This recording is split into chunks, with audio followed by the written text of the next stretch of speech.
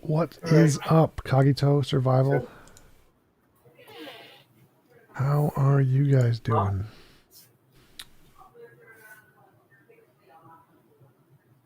Hello, hello. What's up? Having no vertigo.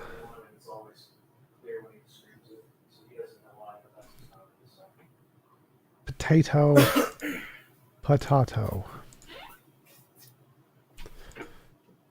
Do you ever see yourself debating Darth again? Yeah, if he shows up anytime. Like, those are my top two most viewed debates. So I'd absolutely debate Darth again because money. Money. Money. All right.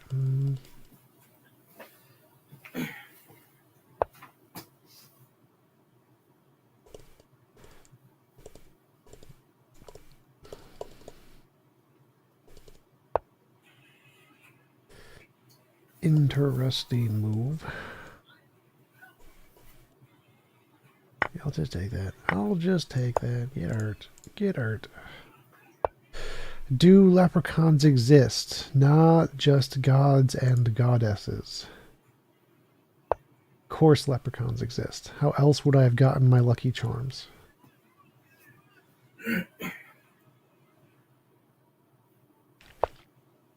Yo, Jojo, how yo doing, yo? Atheist Velociraptor. All praise Raptor Jesus, Robin. How else would I have gotten my lucky charms?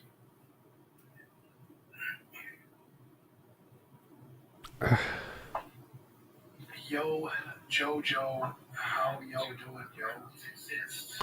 I can hear myself. I can hear myself. All praise Raptor Jesus.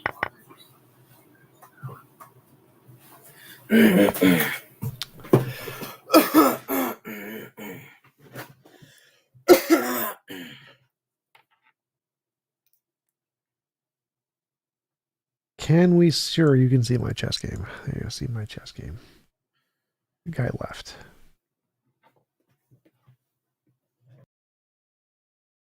I am winning.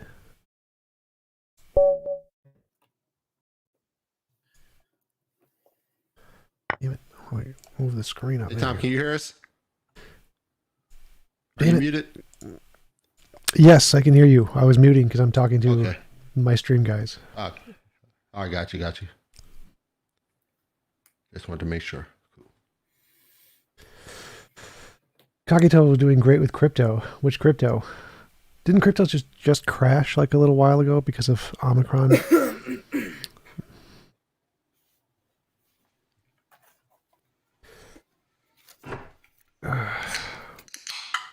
Jojo Freelancer, I'm doing good. Still doing Not Depressed. Not Depressed is very good. You guys drink buble? Never even heard of that. Oh, that? No. It's good stuff, y'all. I drink the Cokes. Cherry Cokes and cherry Pepsis. It's very bubbly. It's the good stuff right here. Y'all missing out on the good stuff right here, man. Is it just like carbonated water or what is it? Yeah, it's sparkling water, yeah. With a little bit of flavor in it. It's pretty good, though. Yeah. I have sparkling sugar with lots of sugar flavor.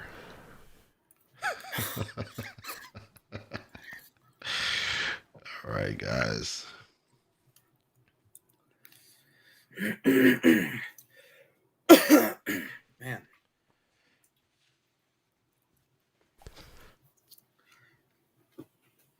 There he goes. Derp.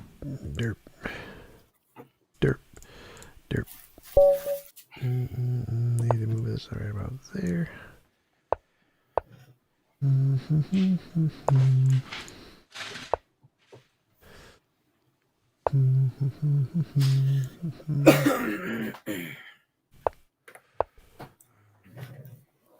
It's good.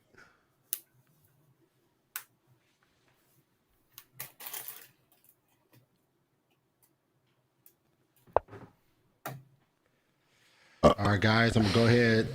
Let's you guys remember the format of the debate? I need me to rehash that. Y'all good? Yes. You speak, then I speak, then he speaks, then I speak, something like that. Yeah, that's simplified. Basically. Yeah, that's it. Yeah. And then we got so this little chime, the little ding you hear there, that let you know you got 1 minute left in your presentation for opening statements. So Okay. all right, so make sure you keep aware of that. And other than that, I will bring you guys in when it's time. So I'm gonna start streaming now. So talk to y'all in a minute.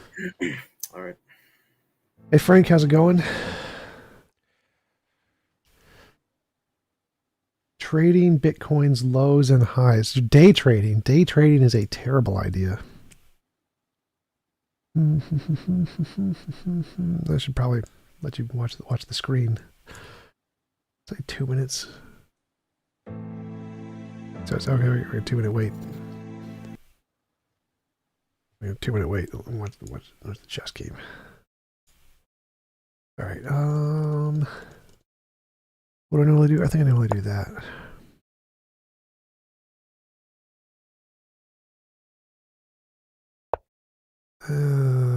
Get the way out.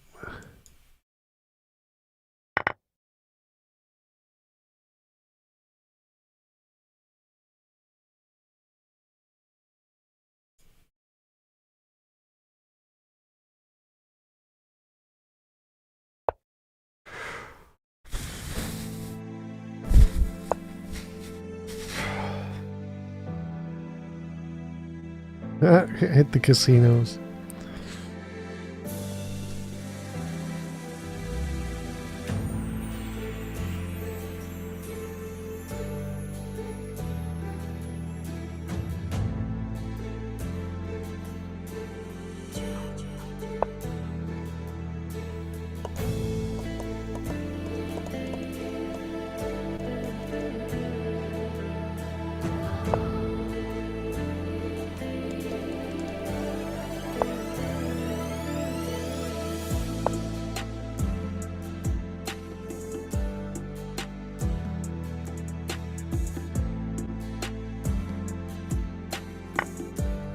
What?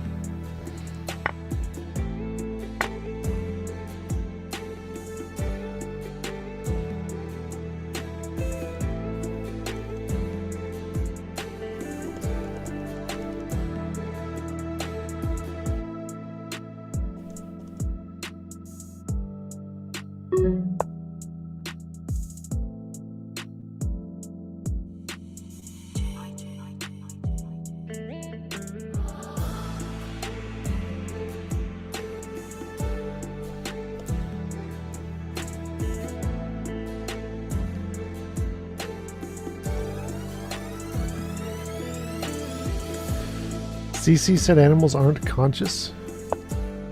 When did he say that?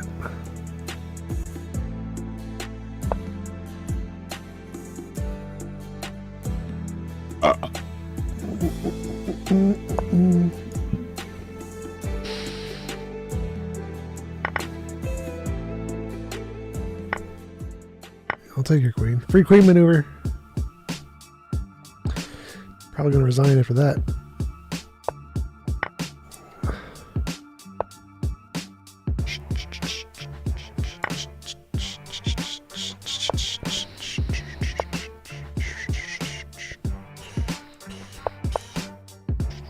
All right. Thanks for joining me in this episode of The Gospel Truth. I'm your host, Marlon Wilson, and we have another great debate for you tonight. I have TJump and Joshua Pillows, man. We're about to jump into it. We're going to have an old-fashioned does the God of the Bible exist debate, and I'm sure this will be a great one, so I thank you for joining us. As always, I do want to go ahead and encourage you to like and follow The Gospel Truth. Make sure you hit that subscribe and that notification bell so you can stay in the loop with The Gospel Truth that's going on. You don't want to miss out on any shows that we have coming up here in the future, and the only way you can be able to stay in the loop is if you subscribe and hit hit that bell so you don't miss out.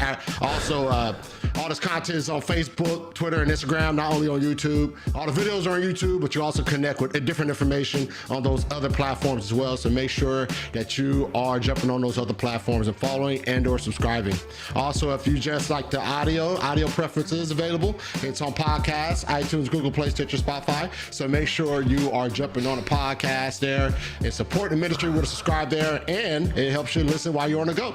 All right, so that option is there for you. And as always, I do have a bunch of shows coming up here in the future that I want to make sure that you are aware of. All right. This real quick, and what I have coming up here in the future was Jesus fully God and fully man during his earthly ministry. I have Stanley Terry versus Ricky Caldwell, so make sure that you are staying in the loop for that debate. After that, Death Before the Fall, I have CJ Cox, Young Earth Creation, Robert Rowe, Theistic Evolutionist. So make sure you are jumping on this debate. It's going to be a great one. I always love creation debates, and this is going to be another fun one. All right. Then after that, we have this one jump back on the schedule. I know this one keeps getting shuffled around. We're really trying to get this done. I have David Palmer and Matthew Wiersma, and they're going to jump on this innate knowledge of God, necessity for all other knowledge. All right, a good old presuppositional debate. So we're going to jump on this one. It's going to be fun. January 12th at 5 p.m. Pacific Standard Time, 8 p.m. Eastern Standard Time. And then lastly, I have a big one coming up, and a lot of people are looking forward to this one. God possesses dynamic and omniscience. All right, Anthony Rogers versus Warren McGrew. And I want you guys to make sure you watch this one. It's going to be a very, very good debate. So make sure you are staying in lock and key for this debate. All right. So that's the next several shows coming up here on the God's Truth. Make sure you hit that subscribe button so you don't miss out. All right. That's it. I have TJump. TJump has been on the show for a number of times already. I think his most recent debate was with Matt Slick, I believe, that he came on and debated Matt Slick. Or was it? No, it may have been Pastor Ramos. I forget his name. Anyway, I forget. But TJump's been on the show about 3 times. He actually, me and him had a little engagement. And this is when I first had the God's Truth going on, man. So at that point, TJump obliterated me, right? So... But he came on, he did a great job. It was fun talking to him. And I have a newcomer to the show. I have Mr. Joshua Pillows, all right? If you remember Joshua, he was actually on Revealed Apologetics. He spent some time with Eli Ayala on that show. And the most recent discussion he had with David Palmer on Eli Ayala's show, Revealed Apologetics as well. And I think he performed very well. He carried us very well, and I think he performed up to standards, man. So I'm hoping that he's able to perform up to standards tonight. I'm sure him and Tom will put on a great debate, and I'm sure there'll be a lot of ideas thrown back and forth. The important thing for you guys, the audience, make sure you guys are cordial in that live chat. All right, we understand that they're disagreeing partners, debaters here, and I want you guys to be nice to each other. And all right, that said, let me bring these guys in so they can further introduce themselves. What's up, guys? How y'all doing? Good. How are you? Good. What's up, Tom? Not much. I'm doing all right. A little cold still. All right, man. Well, I'm over here in Cali, man, so we're still experiencing some 70, 80 degree weather over here, man. And Joshua, you're over in Texas, right? You're getting that 80 degree heat still, huh?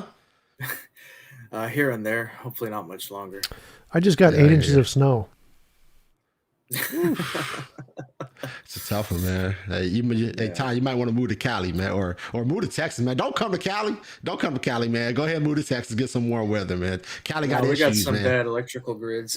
So I think every state got their issues, man. Good stuff, guys. I appreciate you guys for coming on here. So before we jump into this debate, I'm gonna give you guys a chance to introduce yourselves to the audience. Let them know what you do, blogs, YouTube page, whatever you do. Let them know what you do, man. And start with Tom, man. Go ahead and give a quick introduction yourself.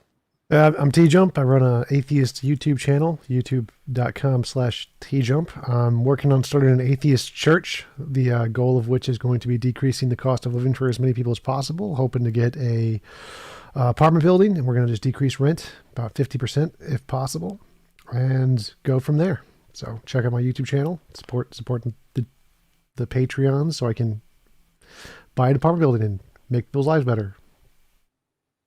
All right, cool, Tom. Thank you so much, man. All right, Joshua, you got it, man. Give a quick introduction to yourself. Well, I am first and foremost a musician. I'm an organist at a Lutheran church, but I'm still Reformed. I teach piano, I teach music theory, and I compose as well. And so music's my primary focus, and then apologetics and philosophy, theology, all that sort of stuff comes after that. And so here I am as a secondary subject with the debate with Tom. So primarily a musician, and then apologetics as well. All right, good stuff, guys. Excellent, excellent. All right, so we're going to jump into this debate. Once again, the topic is: does the God of the Bible exist? Josh, we're arguing the affirmative. Tom, you're arguing the negative. We're going to start that with 10-minute opening statements, as we follow by 5-minute rebuttals. And then we're going to have a total of 40-minute cross-examination, where both of you will get 20 minutes to lead with questions, and then we're going to have 5-minute closings and then some Q&A from the audience. Sounds good? All right, Joshua, you're arguing the affirmative, so you're up first, man. And let me know when you're ready, and then I will start I'll start my time when you begin to speak. Okay. Well, in preparing for this debate tonight and watching Tom's videos, he makes relatively short opening statements. He's cut straight to the chase. However, I would like to take the majority of my time laying out my position, just to avoid any ambiguities that may arise in my argument. First, the debate tonight will primarily be centered over worldviews and worldview considerations. Everybody, Tom as well as myself, has a system or a web of presuppositions or foundationally held beliefs by which they deduce the nature of reality, how we know what we know, and how we should live our lives. These presuppositions, or these foundational basic assumptions or beliefs, form the paradigm for one's outlook on life and how they should answer these philosophical questions. Second, it should be noted that entailed in a worldview, that is entailed in one's web of beliefs, is a metaphysical assumption about what reality really is outside of our internal convictions and considerations. Another way of putting it is that a worldview has both an epistemic aspect as well as a metaphysical one. Epistemically or conceptually, one holds tenaciously to their foundational presuppositions when arguing over the truth of their position. But they likewise must begin and end their position metaphysically. Reality really is this way, even if I didn't exist at all, one might say. With this in mind, we can see the inextricable link between metaphysics and epistemology. What one believes to be true about the nature of reality is determined by and determinative of one's theory of knowledge. Likewise, one's theory of knowledge is predicated on what one believes reality is. In the end, there are warring worldviews in conflict with one another. The penultimate question, then, is which worldview can make sense out of the intelligibility of human experience. My third point is that my argument tonight is a concrete, objective argument for the existence of God and the truths of Christianity. When considering which worldview can make sense out of intelligibility, I am therefore not referring to some subjectivistic answer to why my personal and private experiences are intelligible, but rather to an objective reference point by which I can deduce objective conclusions concerning intelligibility. In this respect, I concur with Van Til when he says, and I quote, "Christianity is the only position which is philosophically justifiable. It's the only rational, objectively valid position," end quote. Thus, the nature of the debate tonight, through the nature of the debate, answers will be expected for the foundational questions. Arbitrariness is not allowed. Moreover, internal holistic consistency will also be expected. Contradictions or internal inconsistencies delegitimize the validity of a worldview to account for such preconditions.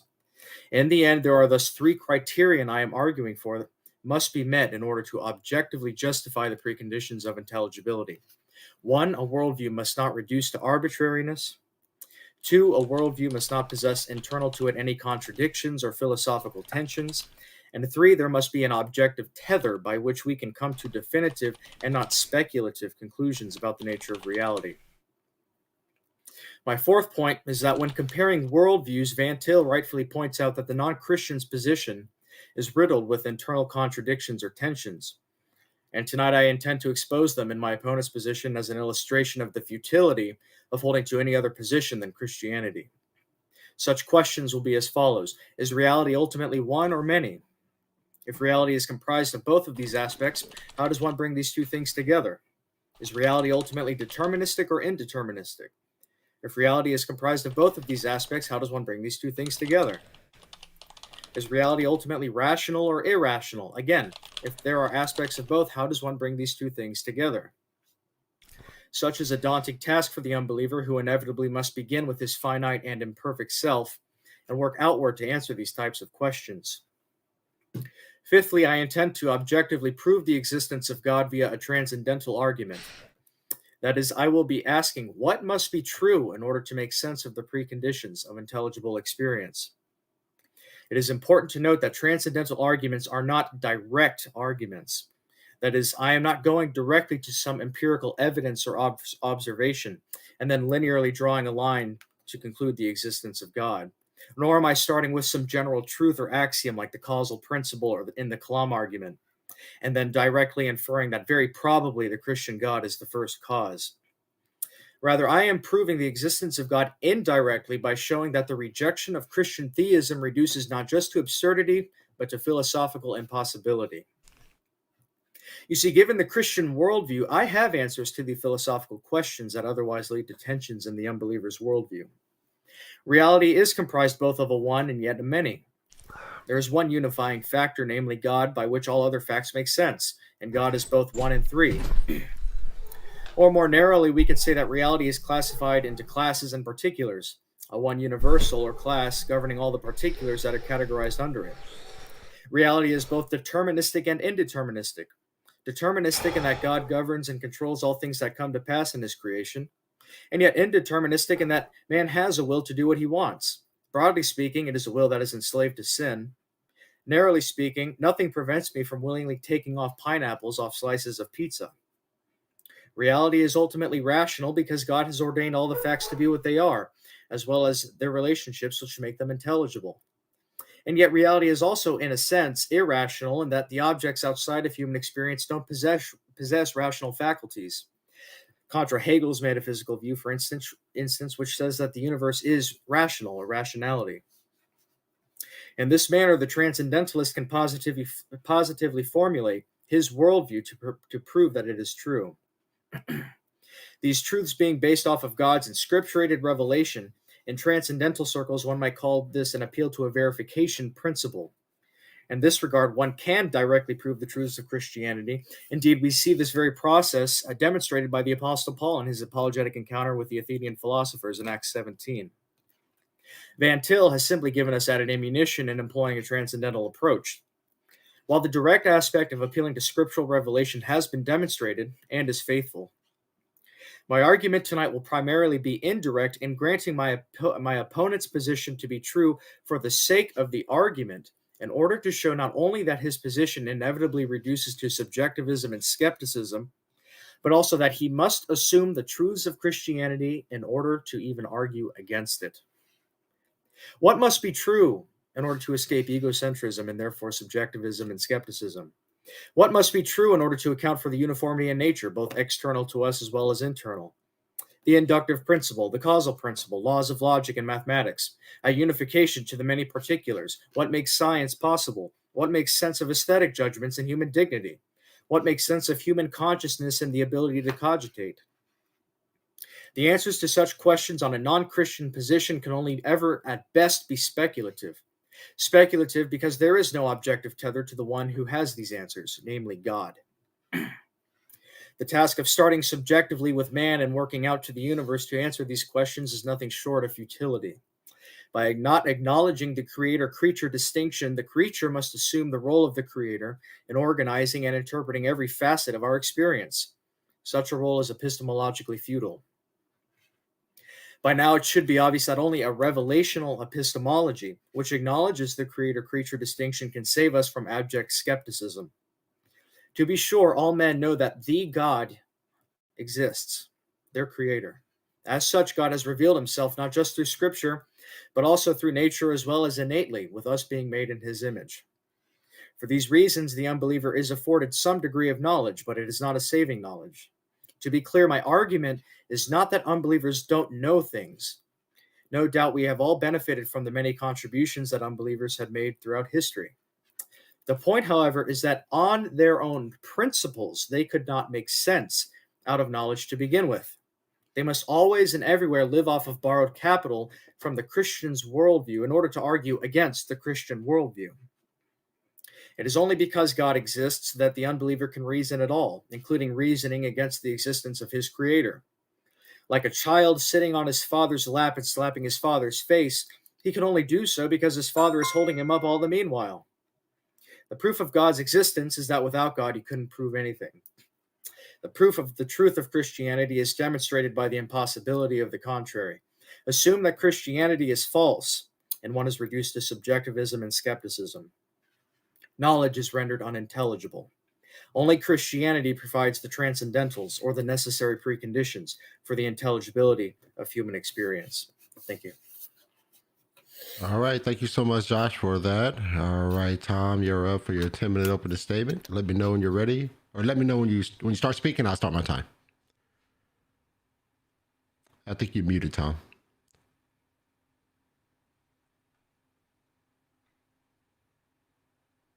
Okay, you got it.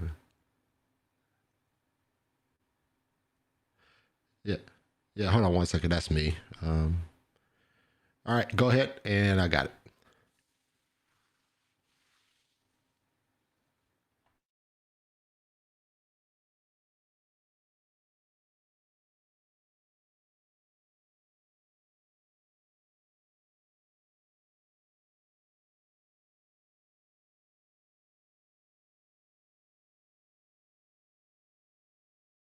In order to claim that something exists, you must have some way to differentiate the position that you're claiming and imagination. Everything starts as imaginary until demonstrated otherwise.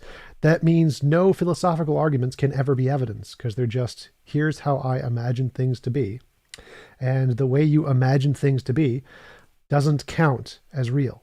It's just the way you imagine things to be. So if you imagine your position to be the only one that's logically possible, that doesn't mean it is. It just means that that's all you can conceive of. That is your conceptual limitation, which is why presuppositionalism is not taken seriously in any field of philosophy. So in order to count as evidence, you need some way to differentiate imagination from reality. Philosophical arguments don't do that unless you're making claims about your own imagination. So you can't have presuppositional evidence of anything. Secondly, all of the features of reality can be explained perfectly well without a God. It's pretty easy to do. Especially, like, for one of the things is the intelligibility of nature. All you need for intelligibility of anything is the capability of nature to produce minds which can imagine stuff and have that imagination correspond to reality. The only thing you need for that is the production of a mind, which can be done naturally just by evolution. Evolution can do that. So anything that can produce a mind that can imagine stuff has intelligibility. It's that simple. So we have intelligibility. You don't need a God at all for that. It's pretty simple. There's lots of ways to do it. Most of the questions, like, is there the one or the many? It just doesn't matter. It could be either one. It's fine. It doesn't make a difference. Is it rational or irrational? We know it's rational for a fact because I exist. That's all you need. I exist and nothing in the universe is making me not exist. Therefore, everything in the universe shares one property, which is A equals A. Gives us the basic laws of logic here. There is nothing in the universe that's making me not exist. Therefore, every part of the universe must follow the laws of logic. I exist. There you go. We now have the grounds of logic and a universals just based off of my own existence. You don't need a God for any of this.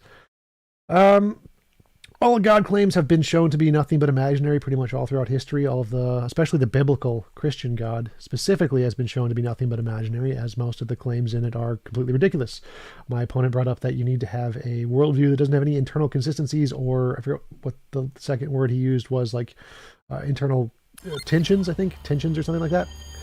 Like biblical theism, Christianity, has like the most tensions and contradictions of anything. You just go to biblical contradictions, there's thousands of them. And the tensions, well, there's a talking donkey, a talking snake, a talking bush. God contradicts himself, mass murders a bunch of people. He sent bears to kill 40 children because they made fun of a bald guy. There are more contradictions and tensions in Christianity than pretty much any other worldview. So his own worldview fails his own standard. But more importantly, the fundamental reason why presuppositionalism necessarily fails is because they cannot in any way provide a coherent definition of knowledge and justification that their own worldview can live up to. They just kind of arbitrarily wing it and kind of decide that if I see it as a problem, then it's kind of a problem. And if I don't see it as a problem, it's not a problem, without creating any strict criterion that we can check things against. It's kind of just their feels. Presuppositionalists say, this feels like a problem to me, and this doesn't feel like a problem to me. Therefore, Christianity works and everything else doesn't, which is not how epistemology works. It's just begging the question. So in order for presuppositionalism to be coherent, you would first need to give a coherent definition of knowledge and justification with a set line of criterions that can be checked on both worldviews. Until you can do that, you simply pointing out many of the biggest problems in philosophy does not count as evidence against a worldview because they also work against yours, and your imagined way that you think it solves them isn't a solution. We can arbitrarily assert there is a solution to any of the biggest problems in philosophy, and it will have equal credibility to the theist's assertion that Christianity can solve these. And again, until you can provide some way to differentiate imagination from reality. So I can conclude there, and I'll look forward to Joshua's presenting a clear definition of knowledge and justification. All right, guys, thank you so much. All right, so now we're going to jump into the old rebuttal round. All right, so we got 5-minute rebuttals. So Josh, you're up next for your 5-minute rebuttal. Okay. Are we good? Yep, you got it for 5 minutes. Okay. I want everyone to notice the baggage that Tom is bringing here to the argument, or to the debate tonight. He's given an argument, and I've given an argument as well. Tom says we can't differentiate between imagination and demonstration. But you see, that hasn't really been proven. Tom's asserted that, but why has he asserted that? He's asserted that because we have different worldviews. Again, I'm coming to the debate tonight with the Christian worldview, and we need to acknowledge the atheistic worldview or the agnostic worldview, whichever one Tom defines himself to be in. We need to define our worldviews with respect to one another. Tom says, well, we need to demonstrate imagination versus demonstration. But you see, that assumes a subjective or egocentric picture, metaphysical picture. But that's not my worldview. My worldview is I start with God and myself. I have God's revelation that tells me how reality is, how I know what I know, and he's revealed all of that stuff to me. That's my worldview. So I can differentiate between mere speculation and imagination and God of the gaps and all that sort of stuff. I can differentiate between imagination and demonstration because God has demonstrated it. He's revealed it to me. And so, again, I want to point out the antithesis that's here and present between our conflicting worldviews. Tom says we need to define knowledge and justification. Well, to be fair, Van Til doesn't really define knowledge. Van Til comes from a very continental tradition, and so it's not very analytic. However, Bahnsen, his disciple or protege, does define knowledge, and we simply hold to a justified true belief definition of knowledge. What's justification? It's simply just having good reasons to believe something, to justify it, to demonstrate it. And so our definitions, there's nothing ambiguous in our definitions that we're giving. We hold to the same definitions. He wants to say, well, we find our own problems and we answer them, and then we just ignore other problems and we just shove them off and count them as illegitimate. Well, he hasn't demonstrated that either. I'm still waiting for some demonstration of that. But we can differentiate between imagination and demonstration. We can define knowledge. We can define justification. Because my worldview starts with God. I mean, I start with myself, of course. We have to all start with ourselves in order to know anything. But we also start with God because he's created us. We live in a universe that he's made and had us dwell in. And so we start with both. It's not just an egocentric picture where I start with myself, okay, and now I have to go out and answer the broad questions of epistemology and metaphysics and ethics and ontology and whatever else it may be. So on my worldview, I can differentiate between the two. I can save knowledge. I can save the idea of justification. But you see, Tom is right because on his principles, on his worldview, he does have the problem of how do we distinguish between imagination and demonstration? Why? Because he has to start with himself and then work outward. Now, how, again, in my opening statement, I made the point how futile it must be to start with a subjectivistic starting point and then work outward to answer the tough philosophical questions. It's just simply futile. You can never do it. So Tom's right in asking the question, but he's wrong because he's not differentiating between the worldviews that are here and in conflict, the antithesis that's here.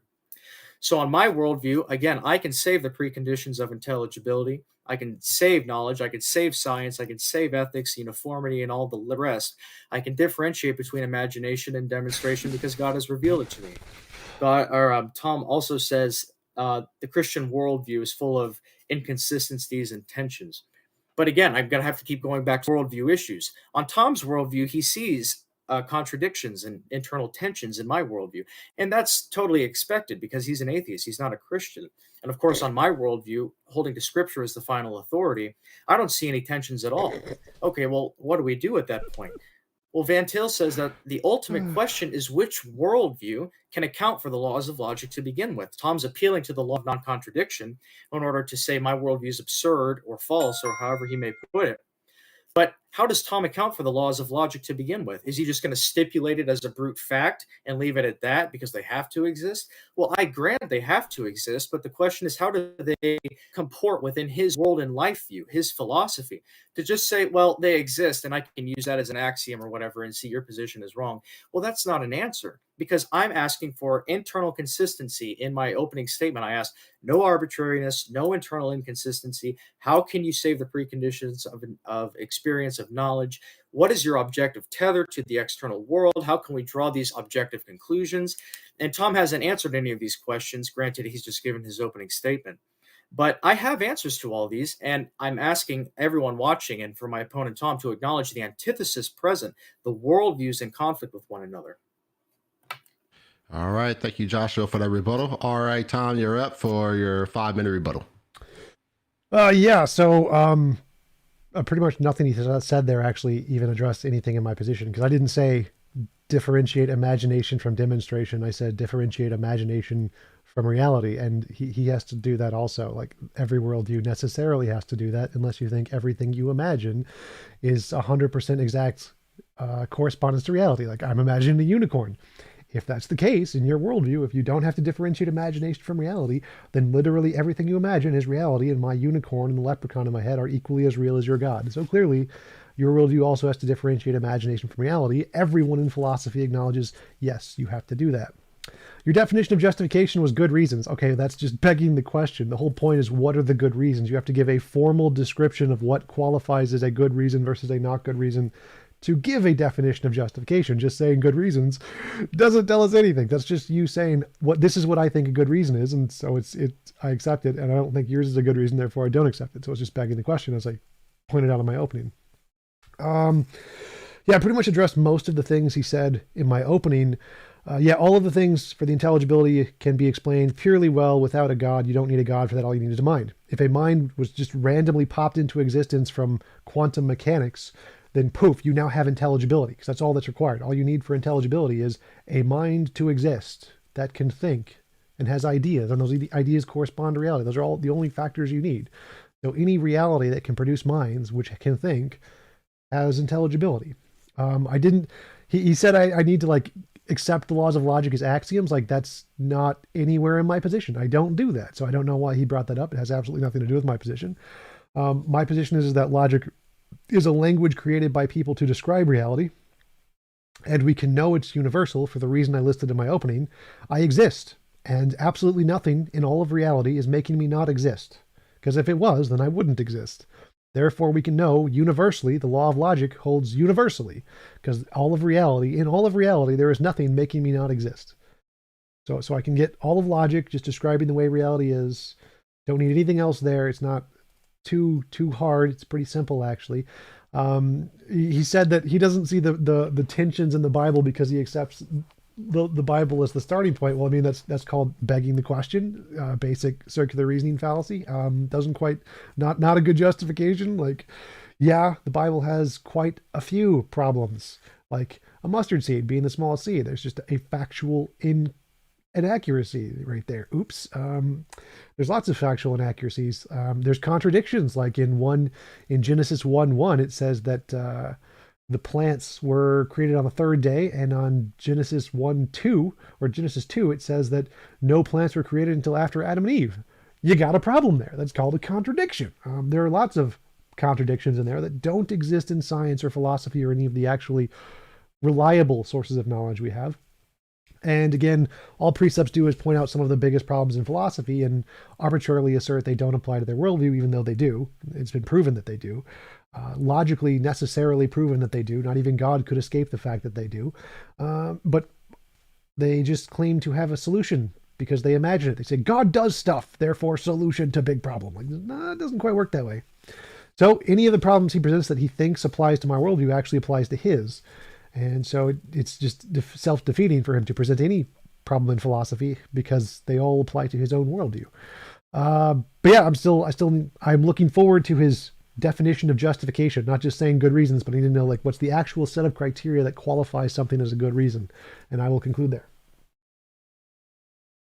All right. Thank you both for those rebuttals. All right. So now we're going to transition to the cross examination. Once again, cross examination is just 40 minutes. Both of you will get 20 minutes to lead with questions. And in that, if you can answer yes or no to certain questions, let's do that. Let's not bog down the time of your opponent. All right, Joshua, you up first for your 20-minute cross examination of Tom. Tom, you accused me of begging the question by starting with the Bible as my ultimate authority. Not Is quite. that correct? No. So I said you're begging the question Okay. when you how said. would you do it? What I said was that I said you have tensions in the Bible, and then you said there are not tensions in the Bible because you start with Christianity. That's begging the question. So I said I presented a problem, there are tensions, and you said the solution to this problem is that you start with the thing that has the tensions. That's the circular reasoning. Okay, and how do you know there are tensions in the Bible? Logic.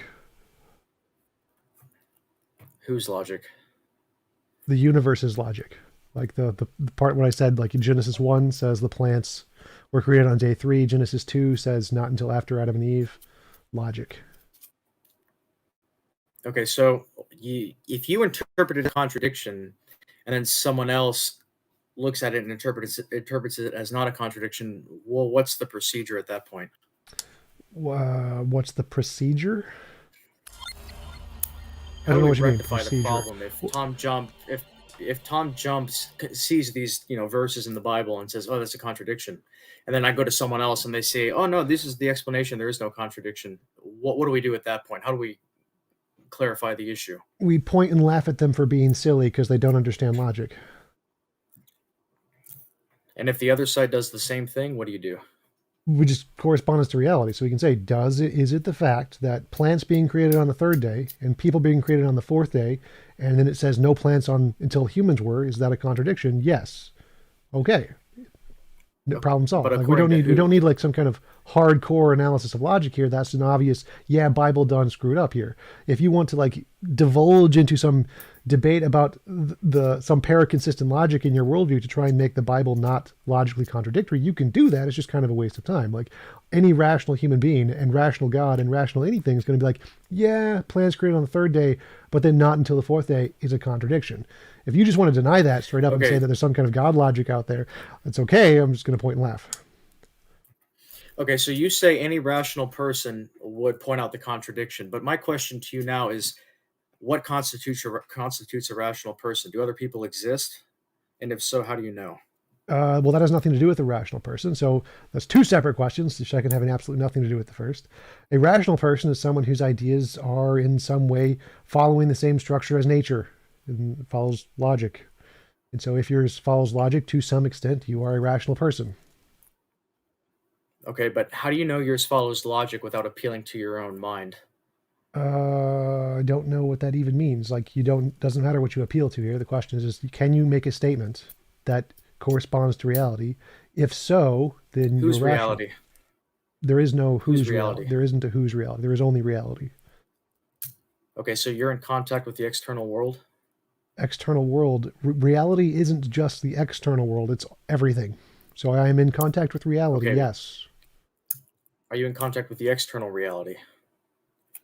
Does that have anything to do with the previous question? Like I'm not following. Yes, because you adhere to, from watching your videos, you adhere to some Kantian metaphysic. We can only know the phenomenal, not the noumenal. Is that correct? Sure, but that has nothing to do with my previous statement. So my previous statement was that we can have logic, and we don't need access to the external world to have logic. So that doesn't matter. Right, but you're talking about truth corresponding to reality, and I need Yes. to know: are you talking about an internal reality or an external reality? If it's internal, It doesn't make a difference to my but argument. I'm asking if it's external. It doesn't make a difference to my argument. So my argument is that I can have logic, and the way I can have logic is by saying I exist. And if I have one statement that can correspond to reality, either or, external or internal, makes no difference here, then I have logic. So you're bringing up a red herring. It doesn't matter. Can you explicitly define reality for me? All that exists. If I looked it up in the TJump Dex, okay, so all that exists.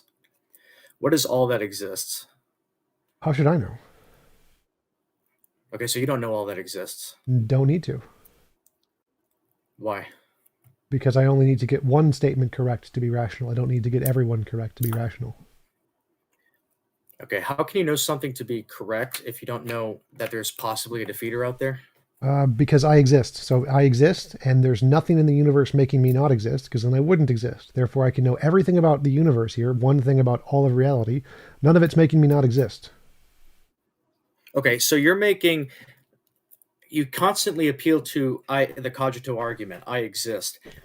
I'm asking you, how do you get to some sort of objective, meaningful conclusion that goes beyond Tom Jump? I get that you conclude that there are contradictions, but is it objectively true in all cases that there are contradictions in the Bible? Completely different questions there. So the first question was, is how can I make like a universal knowledge claim? Well, I did that previously. I exist, and nothing in all of reality is making me not exist, because if it did, I wouldn't exist. Therefore, I can make a But you universal don't know claim. all reality. I do know that in all of reality, there's nothing making me not exist. And Like, in reality is all that exists. So if I yes, translate that, and all that exists, nothing is making me not exist. yes.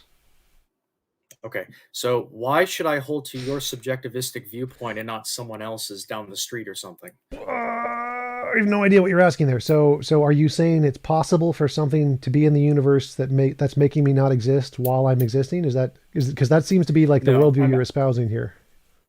I'm asking you to get beyond the cogito argument. I want you to get beyond an egocentric picture where everything's subjective. I want you to get out to some metaphysical objectivity to show me how contradictions plague my worldview. Can you do that, or are you Well, stuck in your yeah, own so I already phenomenal did that. So I experience? already overcame all of the subjective barriers when I said I exist and nothing in all of reality is making me not exist. So now I'm objective. I'm talking about But objective how do you know reality that, though? What are you because I appealing to exist. when you make that claim?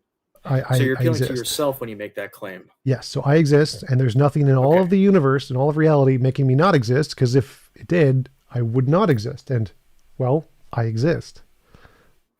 Okay, so everything you're appealing to, every objection is tied to some internalistic, subjectivistic point, Nope. from what I'm seeing. Straw man. So, no, as I just What is said. the objective tether? So, Not so reality. There's some. Do you acknowledge the numinal phenomenal distinction? again, separate question. So the numinal phenomenal distinction, for the sake of an argument, I usually grant it for conversation. I don't grant it specifically in the case of Kant, no, because there are things I think we can know numinally, but it's a different topic. So, but the first question you asked, you keep asking like multiple questions in the same sentence, is what is my objective grasp to reality? I exist. That is Yes. reality. That's a part of reality. It's not subjective reality. That's objective reality. My existence is a part of objective reality. There's nothing subjective about it other Okay. than the fact that you can't know Okay. it. Secondly, I'm almost done. Now. So Okay. secondly, I can know that no other part of reality is contradicting that. No other part of all of reality, anywhere, at any point in reality, whether I know anything about it, none of it is making me not exist. So I can know something not only in objective reality directly through my experience, but I can also know something about every other part of reality that it's not making me not exist. So I have objective in Okay. both senses of the term, grasp it. How do you? Okay. So you keep using the word I and my and everything is. You're using subjectivistic language here. You keep appealing to your private sensations and experiences. If I even grant that you objectively exist, which I do believe, I'm still trying to figure out what's the tether to making some sort of argument, any argument that has objective and universal applicability. I've already Besides, answered that I like six exist. times. How? So I exist, and nothing in anywhere in the I get universe. that. This is a universal statement. Nothing in anywhere in the universe is making me not exist. That's a universal claim. So I now have universal knowledge. Okay. How about this? How do you know you exist? I experience it. It's a direct experience. Do you use the cogito argument? No, the argument is simply a description of the experience. The experience is the knowledge, not the argument. Okay, so you're experiencing things. Yes, I am experiencing a silly questions right now. Okay, and how does a mind experiencing things equate to a self-identified knower? Those are synonyms. I don't know what you're saying here. Well, Kant believed the same thing. He said, we can't really know the self exists. It's a regulative principle. So all we can know is that there's a mind interpreting reality. But I'm asking, what's the self identifying, self continuing existence? That's Tom Jump. Is it part of a matrix simulation? Is it part of an objective reality? You keep saying objective Well, reality. none of that matters to my argument. So it doesn't matter if I'm a continuing self-existing thing persistent through time. None of that matters. What matters is the present moment that I am experiencing. So all of my argument, none of it hinges on me continuing to exist in the next 10 minutes.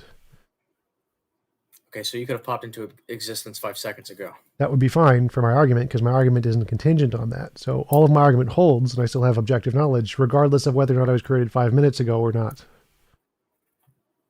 Okay. Apart from I exist, can you give me another argument that's objectively and universally valid and correct? I could, but I don't need to because it's not a part of my argument that I presented in my opening. So this is the argument I needed. Okay, so if the only argument you can give that is objectively sound is I exist, why should I consider your criticisms of textual contradictions?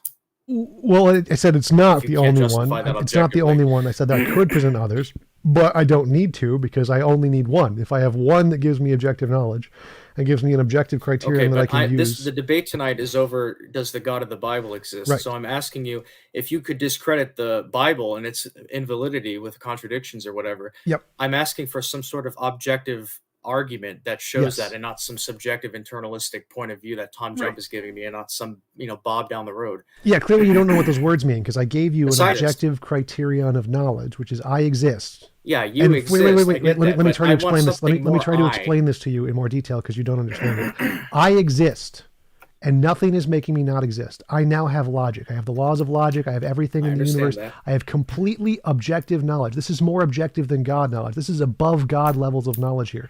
And now I can use this Okay. above God levels of knowledge to assess other claims, to assess things in the Bible. I can say, oh, look, the Bible says plants on day 3 and plants not on day 3. Now those two statements are in contradiction given the logic that is directly follows from I exist and nothing in the universe is making me Okay. not exist. So let me just tie this Okay. together for you. So I have my existence, which then gives me objective knowledge, which then gives me all of logic, which applies to all of the universe. And then I can apply that to the Bible and say, oh, look, there's a contradiction in the Bible, which doesn't follow the logic of my existing, that follows directly from my existing. That is how it shows your Okay. worldview has a contradiction. Okay, so I'm still not getting how I differentiate why your mind is correct and not someone else's use of logic in mind. Where you've explicitly stated in another video, you don't know where the mind comes from or where consciousness comes from, but that it doesn't really matter because you can still use what you know now as a foundation. Do you still hold to Yes. that view? Okay. Do you not see a problem with that? No, because everything I just said would still apply regardless of where I came from. So if I popped into existence 5 seconds How do you know ago, that?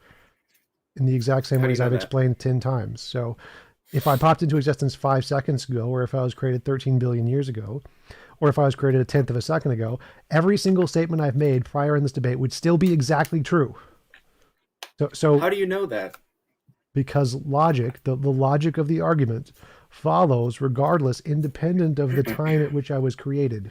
Yeah, but again, I keep waiting for an independent verification. it. I'm trying to get out of the. I know you say I exist, and that's okay, but that just says you exist. What goes You keep beyond your skipping the second existence part. The that second part applies is to logic? nothing in the universe outside of me and all how do of you know external that? reality is making me not exist. How do I know that? Because I exist. And how do you know you exist? I experience it directly. How? Why should? Okay, right. So again, we're going from, and this is critics of Descartes say his argument begs the question. No It one should said be, that. Thinking's going on, therefore I exist. What's your basis for existing? That I exist? So clearly you didn't understand the critiques of Descartes. So Descartes' cogito is criticized I by... have. No, you clearly don't, because I actually have talked with academic philosophers about this and explained it many, many times on both ends. The argument that the critiques of Descartes are saying is that the I doesn't give rise to Cartesian dualism, because Descartes used his cogito to try and say there was a soul thingy, and that's the part that fails. Because the I, whatever it is, it doesn't tell us the ontology of the I. Is it a soul? Is it material? Is it a combination of both? We don't know. But yes, we can say the thinker is existing. The thoughts are existing. Everybody agrees on that. Everybody in philosophy Okay. agrees on that. Fine. So even if I grant, okay, so you don't know where the mind comes from. You don't know anything external to you. Apparently, the laws of logic. No, I do know that. I claimed I do know that, and so yet- don't straw man. Okay, fine. You don't know where your mind comes from. You experience your own existence, and then you want to make objective conclusions concerning scripture.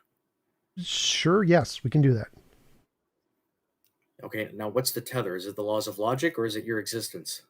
Again, so as I've explained this like 20 times already, I exist. From my existence, I can get the laws of logic, which are universal, and I can prove they're universal. But you And don't then have I a can, foundation for your own mind. it doesn't You don't even have a matter. foundation for your mind. How do you know it's not just some psychological certainty?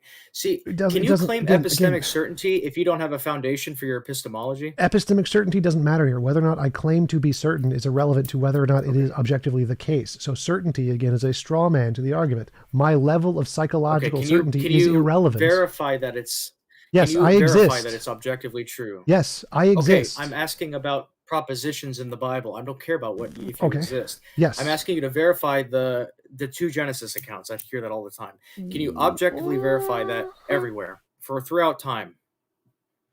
I can objectively verify that it contradicts logic, yes, all throughout time. Okay. Okay. How? The exact same way I explained before. I exist. Nothing in the universe is making me not exist. Okay. That's the law of identity that applies throughout all time. I could explain it for you. I can say, nothing No, throughout all the time thing, is Tom, making is me not exist. Therefore, all time okay. I also get that, follows the Tom. laws of logic. And I can use the laws of logic to apply to Genesis 1 and 2, and they contradict. There you go. And yet you don't need it. You don't need to know. It doesn't really matter where you came from or your mind. Why Or would that consciousness comes matter? from. That's How irrelevant. could that possibly make a Because difference to that the you're argument? lacking a foundation. Why would Because I? you're How could starting that with some possibly sort make a of difference? Like, change the foundation to whatever you because want there it to could be be a and make it defeater. false. It could be a defeater. What you know Yeah, now. show me. Show me how You don't have a any. clue where the consciousness comes from. Okay. So show me any way that there could possibly be a defeater, dependent upon how I was created. So suppose I was created in given way X, and you can supply whatever X way you want. Now I exist. Now I think I exist. Now I have logic, and that applies universally, and nothing is making me not exist. Which one of those statements is false, based on whatever? Give me whatever defeater you want from however I was created. Okay, so you appeal to logic to say you don't exist, right? I'm still trying to figure out what your existing What? means, right? You say I exist, and then I have What? logic, and nothing's making me not exist. That's what you just said. Right? Well, no. I exist, and nothing's making me not exist. Therefore, I have logic. So logic follows from these things. But What's logic? All three laws of logic? those are the laws of logic. Those are, yes, some of them. Okay. Now, could you be wrong about the laws of logic? No, Why? because there is nothing in the universe that's making me not exist, which means everything in the universe must hold to this law of logic identity. So only identity? And non-contradiction and the excluded middle in this case, for this one example. Okay, so you are appealing to existence, to logic, nothing's making you not exist. And then, but we're skipping over the first step of we don't need a foundation for where consciousness came from or anything like that. You're justified in Well, what you're that's not a believing now. step. No one needs that. So this is what I said before. Okay. Give me any Okay, so possible Tom, example. let me ask you a question. Let me ask you a question, Tom. If I'm a Christian, and I go to the street and I start preaching the gospel to people, and then some atheist comes up to me and says, "Where did your Bible come from?" And I say, "I have no idea, but I know it's rational and it's true." Am I rational in believing that?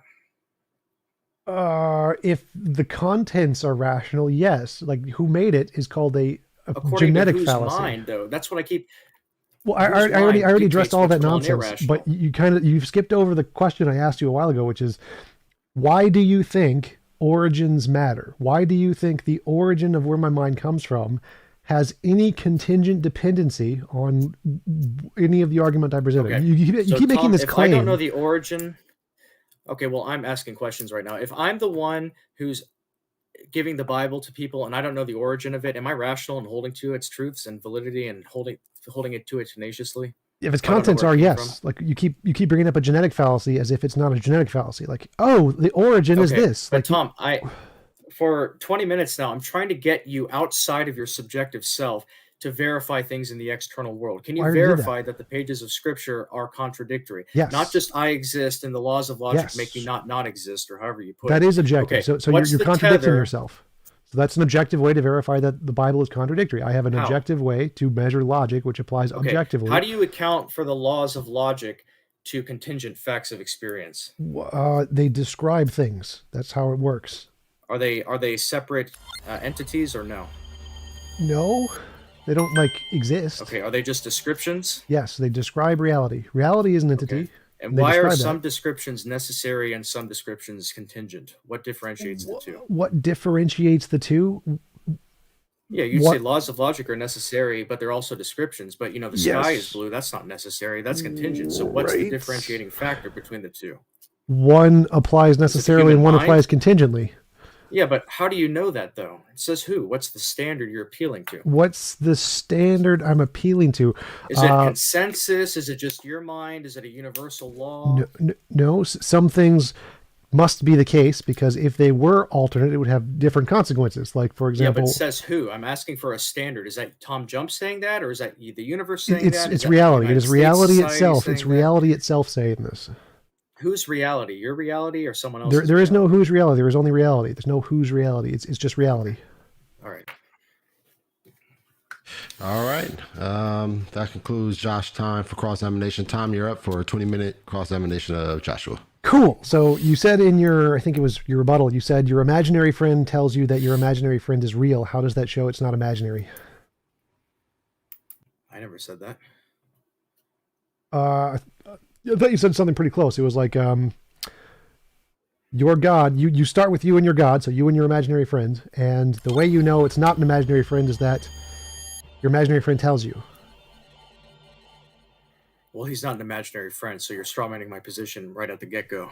Well, that's begging the question here. So the reason I'm saying this is because you're going to need some way to show Okay, he's well, not you're your begging the imaginary. question, too. No, that can't be begging the question because the point of the question is to show you Oh, need a yeah. way. No, stop. Listen to the argument. So you need to show he's not imaginary so that you can say he's not imaginary. Now, if I say he's your imaginary friend and your imaginary friend tells you he's not imaginary, does that show he's not imaginary? Well, of course not. Obviously, because the whole point of the argument is if that was the case, it would still be imaginary. So you would need some way to differentiate between the case of you have an imaginary friend who tells you he's not imaginary, and you have God who tells you he's not imaginary. So you need a difference between the two cases. That's the whole point. So what way do you have to differentiate between these two? All right, okay, so I'm going to lay it out. Everyone has to start metaphysically somewhere. And if you want to call that begging the question, that's fine. But the question is how you justify those metaphysical assumptions.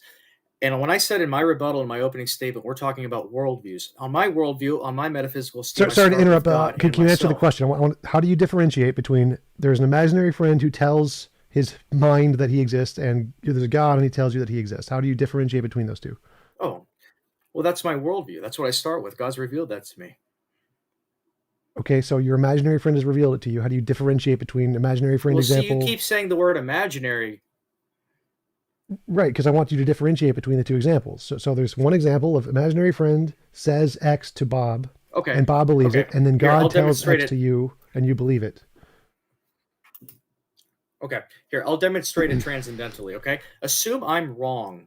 Now, how do you make sense of it, the intelligibility objectively of experience? I don't care about how the way I see it in an egocentric viewpoint or whatever. If you assume Christianity is false, you can't make sense out of anything because you've openly admitted you don't know where your foundations come from, but then you go on to I think I got your answer. That's absoluticity of laws of logic. I think I got your answer. That's a Tukul-Quay fallacy. So if I have 10 axles and 9 of the axles are broken, does that prove the 10th axle works?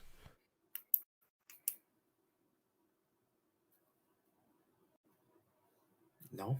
Okay, so that was your argument. You have 10 axles and the 9th one's broken? No. So if I have 10 axles, how does that wait. So there are 10 axles. 9 of them are broken. 1 of them we don't know. Does that prove because the first 9 are all broken? We can prove all the first 9 are broken. Does that mean the 10th one must work?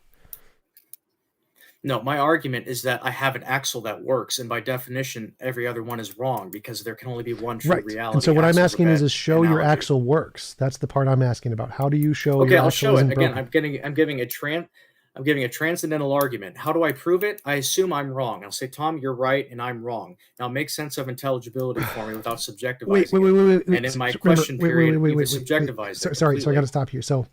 If a guy has the 10th axle, he says, my 10th axle works, and I'm going to prove the 10th axle works, because look at all theirs, they're broken. Does that prove his works? No, okay. Your analogy is failing because I can demonstrate it. The 10th guy, see, because in your analogy, all 10 axles can work, but that's not what we're talking about. We're talking about metaphysical realities. No, so unless you say otherwise, can only one axle work?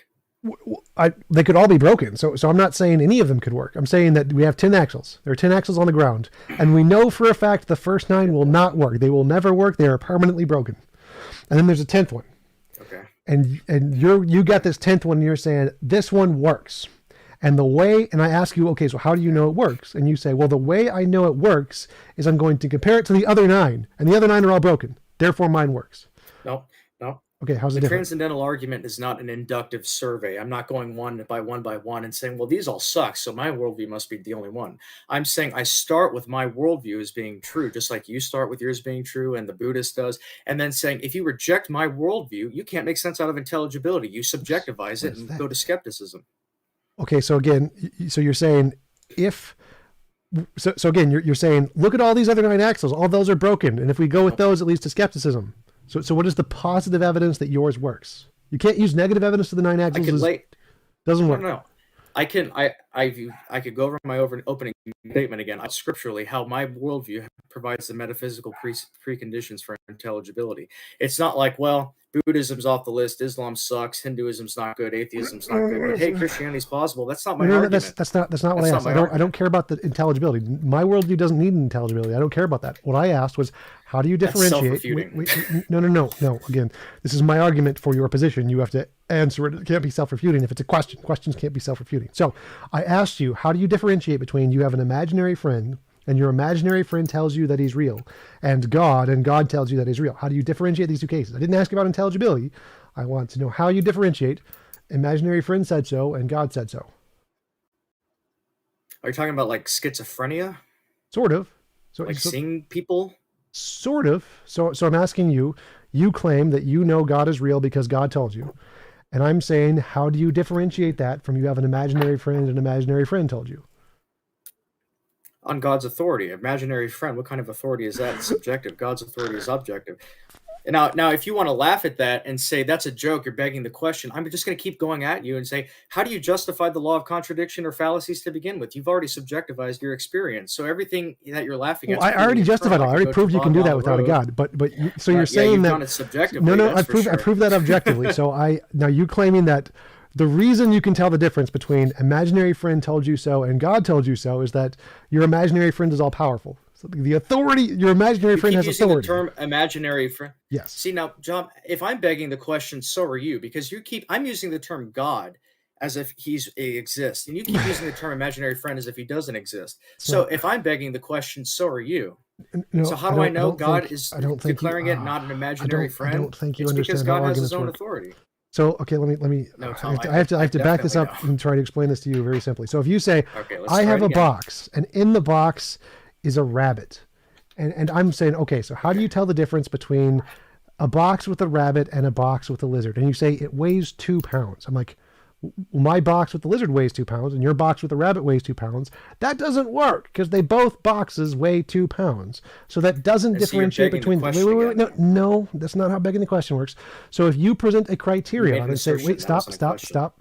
So if you present a criterion and say this criterion can tell the difference between imaginary friend and God, and then I can apply it to the imaginary friend case and say it's like, oh look, both of them have that.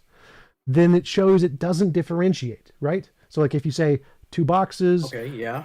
In that case, yeah. Yes. So if you say the authority of God is what gives you the ability to tell the difference, and then I say the authority of the imaginary friend is what gives me the ability to tell the difference, you realize I can apply that, the word, to either one of them. So you need something more than just you think it has authority, because if you think it has authority, well, obviously a guy with an imaginary friend could think it has authority, right? Okay.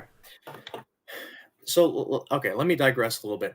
I'm giving a transcendental argument, okay? So in American and British circles, I don't want a transcendental argument. Well, if you want an answer and you want to, if you, that's my argument. If you don't like my argument, then we shouldn't have debated. I mean, if you want me, I'll explain the argument again. It's not empirical, it's not scientific. Explain to me how the argument can differentiate between imaginary friend and God. That's the part I'm missing. Explain to me how the argument does that. By transcendental analysis. Can a schizophrenic person who has an imaginary friend say a comet's going to hit the Earth in 10 years and you better prepare? Does that have the same authority as a God who made everything in the universe? No, he doesn't have the same authority at all. Can this imaginary friend what authority here? So I'm not following here. So you think God has authority. Imaginary friend, the guy who has the imaginary friend thinks he has authority. How do you tell the difference? Yeah. Because I have the inscripturated revelation of God. What does he have? The inscripturated revelation of his imaginary friend. What's the difference? Okay, great. Now tell me how does his worldview account for objective knowledge? He made up an invisible sky daddy and made up some bad arguments that he thinks applies it, which objectively don't, just like yours do. I didn't do any of that. So. Yes, you did. So we can prove you did. But again, so that doesn't work. You have anything else? But that's subjective to your mind, not someone else's mind. No, that's objective to logic and reality. So if that's your argument, if you think that... No, you can't. Well, I proved that. Okay. So that's your conclusion, is that you can't differentiate between imagination and imaginary friend told you so and God told you so? Oh, no, I can, because God has given me the transcendentals. No imaginary...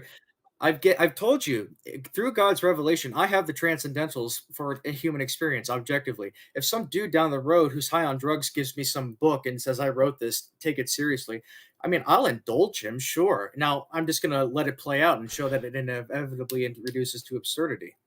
Again, you can't do the reduces to absurdity. My worldview can account for wait. Again, you keep going back to this reduces to absurdity. That's the argument I debunked before about the 9 axles. You can't say, oh, look, the alternatives reduce to absurdity, because that's not what I'm saying.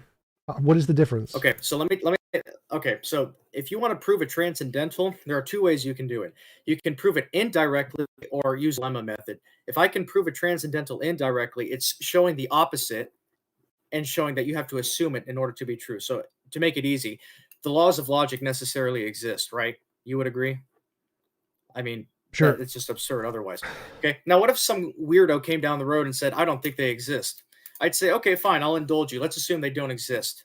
But guess what? You just assume they exist and denying it. So that's an indirect method. That doesn't work. Of proving a transcendental. No, that wouldn't work. Again, why? The reason that would apply there is you would say, the reason I can show that you're wrong, that the laws of logic don't exist, is that I exist. And I know I exist, and I know nothing in the universe. That presupposes the laws of logic, Tom. No, it doesn't. It literally does not. That presupposes you just said your existence, when I question you, is dependent on the laws of logic. No, wrong. Straw man, none of that applies. I didn't presuppose anything. There are no presuppositions in my worldview at all. There are 0 presuppositions. I have direct experience. I am not presupposing I exist. No, I'm not. Stop straw manning my position. There are no presuppositions in my worldview. I have a direct experience.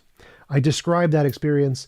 There's no presuppositions. I don't presuppose I exist. I'm experiencing it. That statement's self-refuting. No, it's not. You're confusing the words with the experience itself. You're confusing epistemology and ontology, as a basic precept do. No. So when you say presupposition...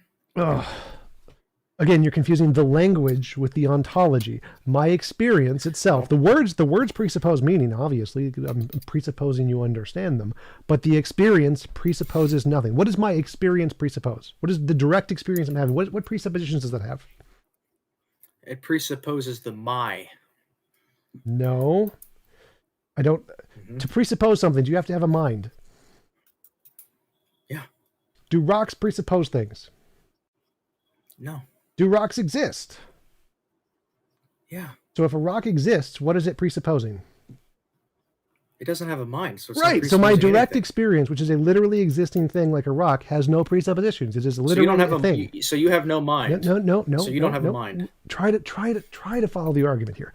So the experience itself, the experience itself, not my understanding of it, the experience itself. Tom, experience is intelligible without a mind to begin with. You're presupposing the mind and arguing against the mind. Do worms have experience? Like, or I just mean, I guess, flies, yes. So they have experience, but they don't have a mind. They don't have the ability to really comprehend it, do they? Well, it depends on how you define the term mind.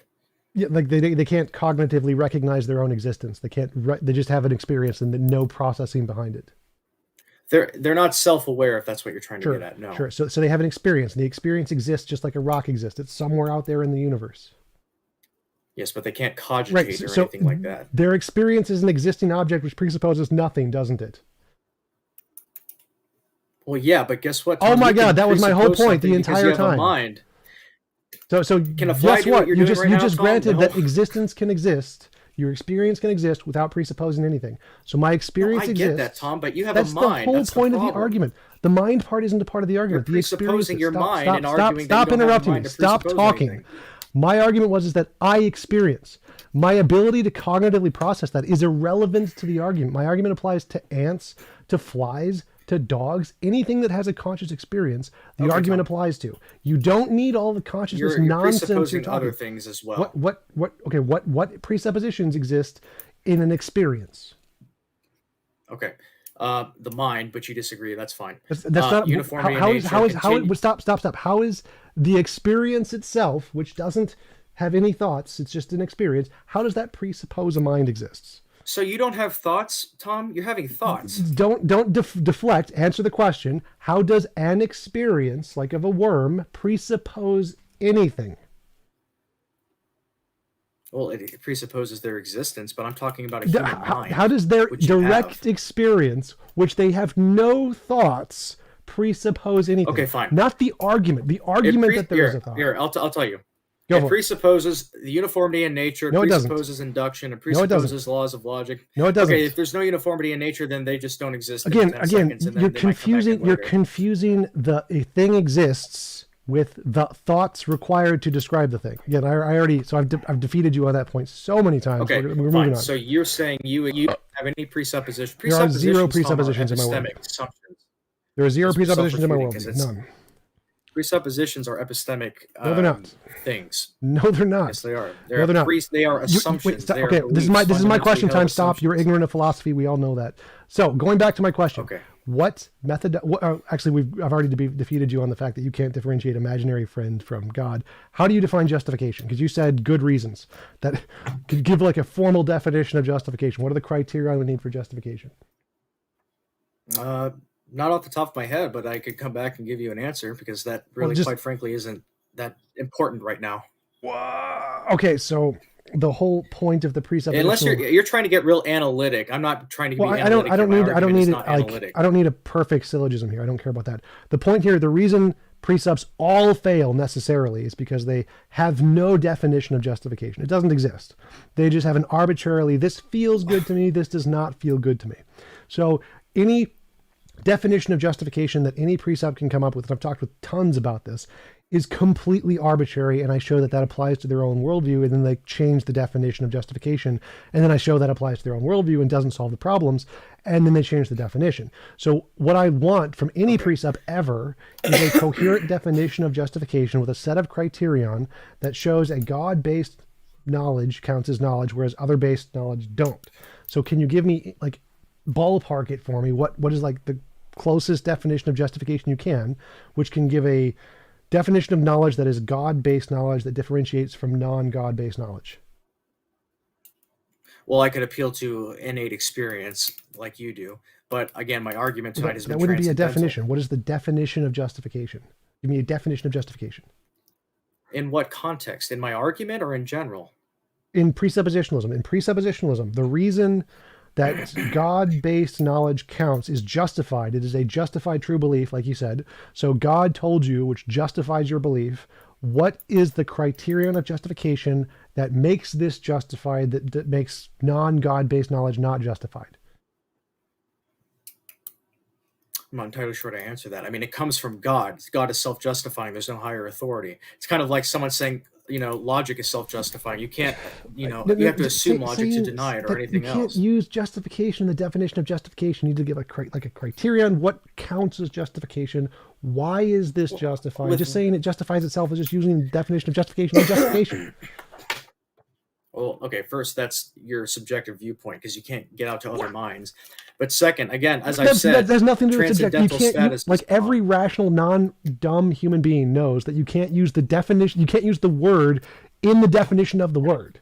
Like if we want a coherent definition, you can't say people. That's how your mind works, Tom. That's not. That's every non-stupid person. Every non-stupid person. So instead of avoiding the question, answer the question. Subjectivistic experience, or okay, in your subjective opinion of your imaginary sky daddy, you can think otherwise. Hey guys, you guys are talking to each other, and it's hard to follow. So let's make sure we are responding. So Tom, go ahead, ask your question, and then Joshua, you go ahead and respond uninterrupted. What is the criterion of justification? Don't use justification in the definition.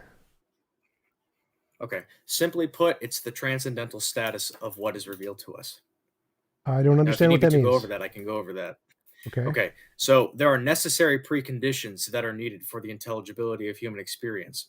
Okay, so if I go back to the imaginary dude who came across the street, he wouldn't give me any necessary preconditions. But God has revealed to himself to us, his nature, history, and so forth.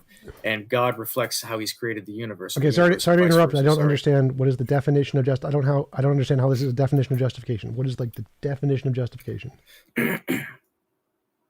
Well, I mean, broadly speaking, it's having good reasons, but that's not the debate tonight, Tom. The debate is if God exists. How do you determine something is a good reason or not good reason? Well, it depends. If it's scientific, you go to the evidence for science, you go to the lab. If it's archaeological, you go to the field. I mean, there are so many different ways you can answer that question. In the context of this debate, if we want to determine transcendentally, how do you do that? Like what does that mean? Again, you can't go to the axles. By the impossibility of the contrary. Those are the axles. I already debunked that. No, I'm not appealing to axle 7 to prove axle 10. I'm saying assume axle 10 doesn't work, and now you're reduced to absurdity. That's my argument. That's literally the axle argument. That's literally saying that, oh, look, all of the other options are impossible, therefore mine works. That's literally what impossibility of the contrary means. Those can't work, therefore mine works. That's what impossibility of the contrary means. It is, okay, explicitly put, I'm saying my worldview, it's impossible for Christianity to be false.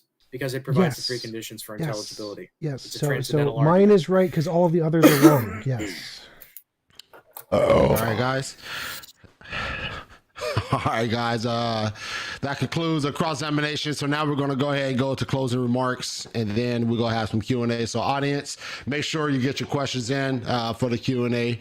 There will be one after this debate. So that said, Joshua, you're up first for your closing, 5-minute closing. Okay.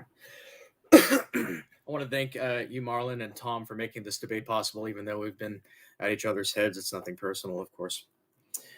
In my opening statement, I said that Van Til has rightfully pointed out that the non-Christian's worldview is riddled with dialectical tensions. And this, I believe, is what we've seen with Tom's argument tonight. So specifically concerning the point of whether reality is deterministic or indeterministic, Tom has had to jump back and forth between the two. See, on the one hand, he says he exists, and that's because of logic, and he can't not exist. So reality is rational. But then you see on the other hand, he has to subjectivize his experience. So it's ultimately irrational. Well, which one is it?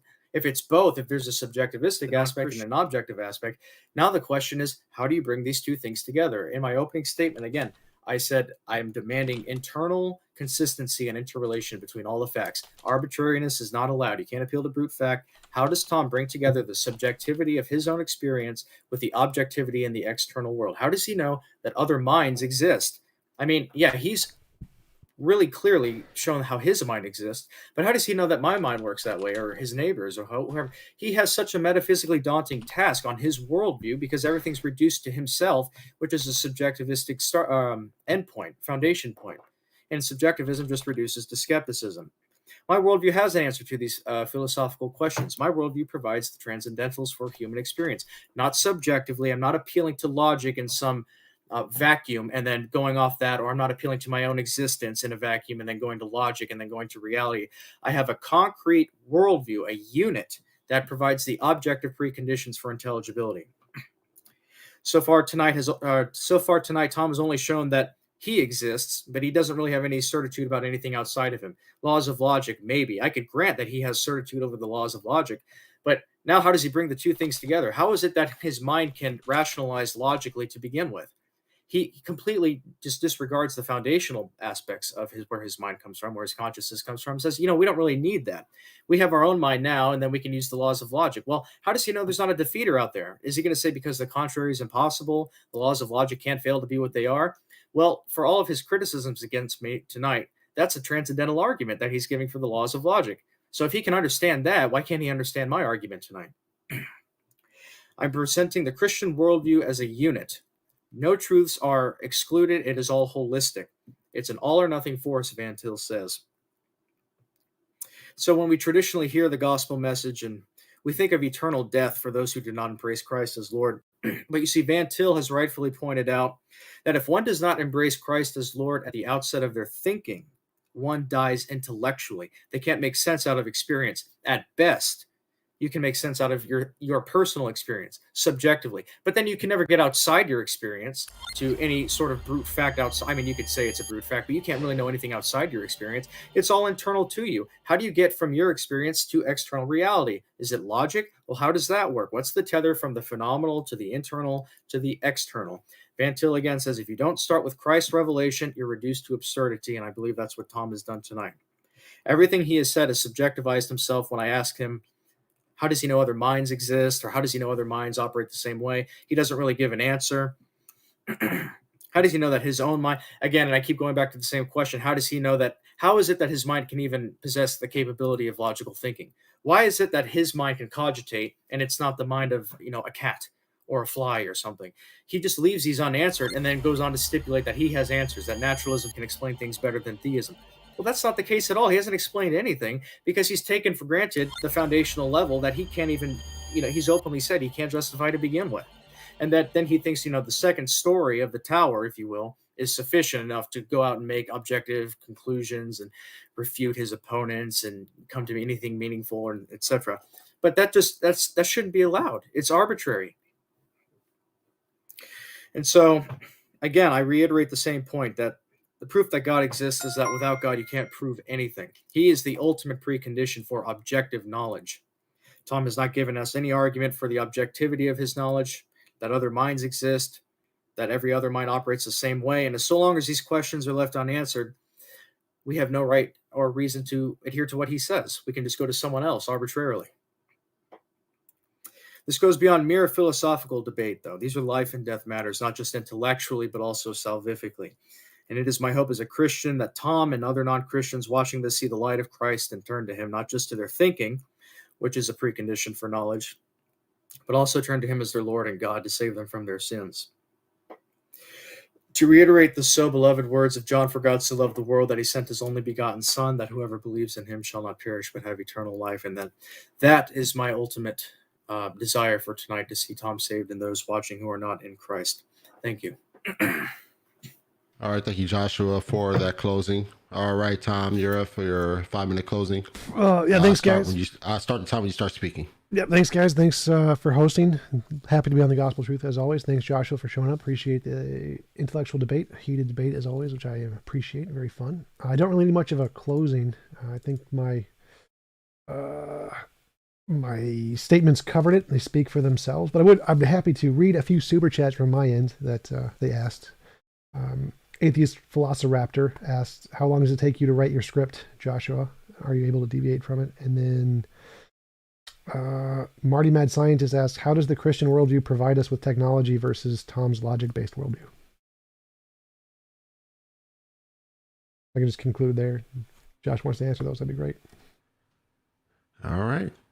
And all right, so now we'll jump right to the Q&A. Bringing this thing down real quick, and we'll jump right into this Q&A. All right, guys, good stuff, guys. Get ready for some questions here. All right, first question coming at you. This was for TJump. You'll see it pop up on the bottom of the screen. And the question is, let me It's very hard to read. It's very blocky. Yeah, I'll read it off. I'm trying to get this thing to come up correctly. All right, read it off. Which of you, I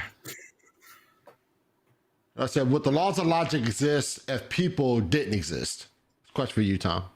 Our descriptive languages would not, but they would still accurately describe reality even if humans didn't exist. All right, Joshua?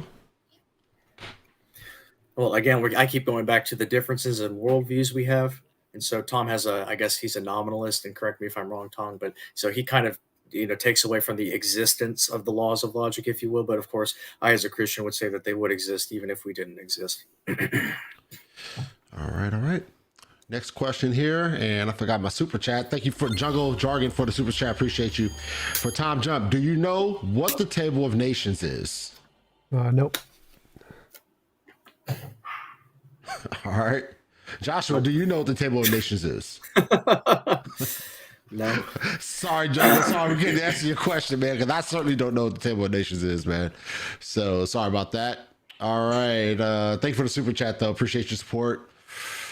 And this question for you, Tom. How do you know you exist? The I in the statement "I exist" presupposes that you exist. Where does the person of Tom come from? God is absolute personality, and thus there is no problem for us. That is not a problem for us. Again, this is a confusion between the statements and the thing it's describing. Like if I say the sky is blue, is the sky blue because the sentence? Well, no, the sentence has nothing to do with the sky's blueness. The sky's blueness has to do with reality. So when I say I exist, the sentence I exist is describing a thing which exists. There is a thing that I am experiencing, the experience itself. And the sentence, nothing in the sentence matters to the experience itself. The experience exists independently of the sentence. So all the precepts are critiquing the sentence as if it matters to the existence, which it doesn't. If the sentence never existed, the experience would still exist. And God has like the most problems of anything. It completely fails in numerous ways. So saying it's pure personality doesn't work at all. All right, Joshua. Yeah, Tom's getting at semantic nitpicking. I'm not sure how far that's going to go. I mean, it's not what Descartes had in mind, at least. I mean, I exist, I think, therefore I am. Well, unfortunately for Descartes, the I is in the premise as well as the conclusion. And so what later critics have said is, well, Descartes, you should have said thinking's going on, therefore I exist. But of course, when you put it that way, it's a horrible argument. So in terms of the way Descartes put it, you could, yeah, it begs the question. However, if you reformulated it into a transcendental argument, it is plausible. So just go to the Wikipedia right. for Cogito. Like everything he said is pretty much wrong. You can just read it sentence for sentence. Okay. All right, guys. Yeah, I forgot to tell you guys, 1 minute each for responding and without interruption. All right, this next question for you again, TJump. The audience is hitting you hard, man. In any other possible world, would oxygen be necessary for TJump to exist? Or would oxygen be classified as an imaginary friend to sustain his being to exist? Well, I mean, you don't need oxygen to exist. No, like even I think theists admit that there are souls and things that exist without oxygen. So in possible worlds, no, you don't need oxygen to exist. All right, Joshua. I think they meant like as a sentient being. Like, I mean, you could exist as a corpse. With the oxygen being this, I mean, so yeah, in that sense, yeah, you would need oxygen to live and to cogitate. Otherwise, you would exist and be dead. So yeah, I mean, and that's sure. Um, Tom would probably say, no, we can demonstrate the existence of oxygen, so he's not an imaginary friend. But again, my argument is not empirically demonstrative, and I could be wrong, Tom. Sorry, but my argument is transcendental by the impossibility of the contrary. All right. And here's the next question for TJump, man. Did you presuppose your worldview was correct when you said that a talking donkey was ridiculous? No. There are no presuppositions in my worldview. Joshua? Okay, well, to clarify the whole thing, because Tom said this in many videos I watched him in. When presuppositionalists talk about it, we're talking about elementary, foundational, fundamental assumptions about reality, things that are presupposed. So when I go to this debate tonight, I'm presupposing that nature is uniform. I'm presupposing the inductive principle, that I exist, laws of logic, and all the rest. So when Tom says he has no presuppositions, I mean, again, I've tried to point that out. It's just self-refuting. In terms of the worldview centeredness, yes, Tom was presupposing his worldview was correct. Otherwise, he wouldn't be arguing for it to begin with. Everyone assumes they're correct at the outset. Everyone assumes a methodology to defend it, and everyone assumes the conclusion is true. So it is a circle. Everyone reasons that way, and Van Til pointed that out. All right. And the next question here for you, Tom. What is your argument that the God of the Bible does not exist? There's no way to show that it's not imaginary. So all things start as imaginary until demonstrated otherwise. And any rational human being is justified in concluding that all things asserted without evidence are inherently imaginary. Therefore, because God has been asserted without evidence, any rational human being should conclude it's imaginary and not real until evidence is presented. No evidence is presented, therefore it's reasonable to conclude it's imaginary. It does not exist. Joshua? Yeah, this is a great example of the many things wrong with Tom's philosophy. One, he's just exposed his presuppositions metaphysically. See, Tom's starting with an egocentric picture and then working outward to find the tough questions, whereas the Christian worldview starts with God's revelation at the outset, at the same time as ours. Second, Tom's assuming the existence of other minds. Not sure how he gets to that from I exist in logic. Third, he's assuming all other minds work the exact same way. I'm not sure how he proves that. Kant wasn't able to prove that either. And on this basis, he's taking these three things for granted and then drawing a conclusion. But see, Tom hasn't addressed his own metaphysical biases and presuppositions because he just flat out denies presuppositions, which is just false. I mean, even auxiliary assumptions in the philosophy of science are acknowledged, even though they might not be the same thing. But everyone acknowledges that there are fundamental assumptions that we take for granted in our experience. I'm really not a fan of this person who has no idea about my position, keeps trying to describe my position. Right. It's like, I don't like this. Right. I don't want to have to correct all of his mistakes all the time. Like, just don't describe my position. You don't understand it. All right, guys. All right. Let's continue on. All right. For Tom, how do you justify your position the God of the Bible does not exist? Empirical short list. I just went over that. So everything that doesn't have evidence is imaginary. Everything starts as imaginary until demonstrated otherwise. If you don't have evidence, then it's any rational human being should conclude it's just an imaginary thing that doesn't exist. Josh? I know Tom objects to my objections, but I mean, he hasn't disproven my objections. Again, his mind thinks that way. What about other people's minds? Do other minds exist? I mean, and then he keeps making these appeals to, any rational person would do that. Okay, well, again, how does he qualify what is and isn't rational? Is it the laws of logic? Okay, well, even if we take the laws of logic, we have to take in other assumptions as well, because the laws of logic are purely formal. We have to take synthetic truths into account as well. So again, Tom keeps saying I keep misrepresenting his position. No, he just hasn't answered my questions. He probably because he just doesn't find them as issues to begin with. And so, ultimately he can't conclude that with certainty, and I'm sure he would admit that.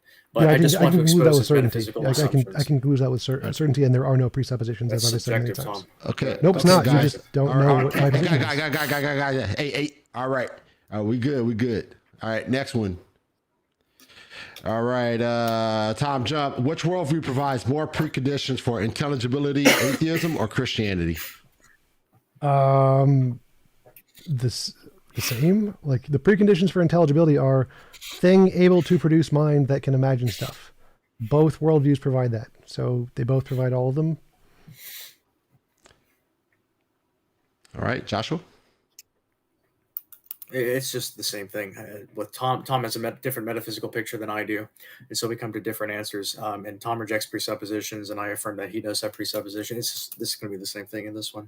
Obviously, my argument is the Christian worldview does, and any other worldview reduces to subjectivism and skepticism. So if you have preconditions, sure, I'll grant it at best, but at best, it's subjective. All right, let me see. I have a couple other questions here. Just they're hitting you hard, Tom. So I'm trying to. they hitting you hard, man. Tom, logic presupposes both universal formulas. All A's are B's, and it also presupposes particular applications. All men are mortal. How can you account for logic without the Trinity? Well, the Trinity is a violation of logic, so you couldn't use the Trinity to account for that. It would actually be more like a paraconsistent logic. But yeah, the reason we can account for logic is because I exist, and I can describe that existence with certain sentences like A equals A. A does not equal not A. And I can make them universal by saying, oh, look, nothing in the universe is making me not exist. Nothing in any time is making me not exist right now. Therefore, all space and all time, all things in reality, in all times, all follow logic. Because none of them are making me not exist. So I can get logic and justify it that way, just based off of my own experience, very easily. Joshua? I love Tom. I'm not trying to be snide or anything, but I want someone to go back and watch his answer here and count how many times he used the words I, me, and my. And again, I just keep getting at the subjectivistic aspect of his philosophy. Right. Well, I mean, using the word I doesn't make the thing subjective. Tom. All right, guys. Tom, there's no interruptions at this point, man. The debate is over already, and we're trying to just get through the pound to these questions. That's why I'm trying to answer, and try to get through the questions. And here's another question here, and this is for Joshua. Finally, if intelligibility requires an axle and 9 axles don't provide the preconditions for intelligibility, but the 10th does, wouldn't that then alleviate the problem TJ raised? So the problem with analogies is that they're not perfect, so there are going to be some inconsistencies here, and I'm trying to stay faithful to Van Til and the transcendental argument. If I'm trying to stay faithful to the argument and the analogy, each axle would represent a reality. And so if Tom wanted to say that all 10 axles would work, then he would be embracing metaphysical contradictions, and no one would do that. That's just weird. But again, I'm coming in with a metaphysical picture, not just, hey, we have to conceptualize that the Christian God exists. And so if the 10th one exists, if the 10th one is the Christian reality, if this is the world God has created and the moon is where it is and all that sort of stuff, if that is how it is, then by definition, that's what it is. There can't be another reality and that says, well, the earth exists and it doesn't exist, and those are both true. There has to be one metaphysical reality. And if the 10th one satisfies the preconditions for intelligibility or whatever arbitrary number, then that's the only true one, unless you want to embrace metaphysical contradiction. Tom? Yeah, so the question is correct. If intelligibility requires an axle and there are 10 axles and the first 9 don't work, then yes, that would prove the 10th axle works. All right. And I think that is it, guys. That's all the questions I have or the audience has there. So thank you guys once again for coming on. I got a few super chats for Joshua if he doesn't mind answering. Sure. So What you got? James Earl asked, do people in heaven have free will? And if they do, how can this ensure that heaven is the same or worse than what we live now? I'm not sure what that has to do with the debate tonight.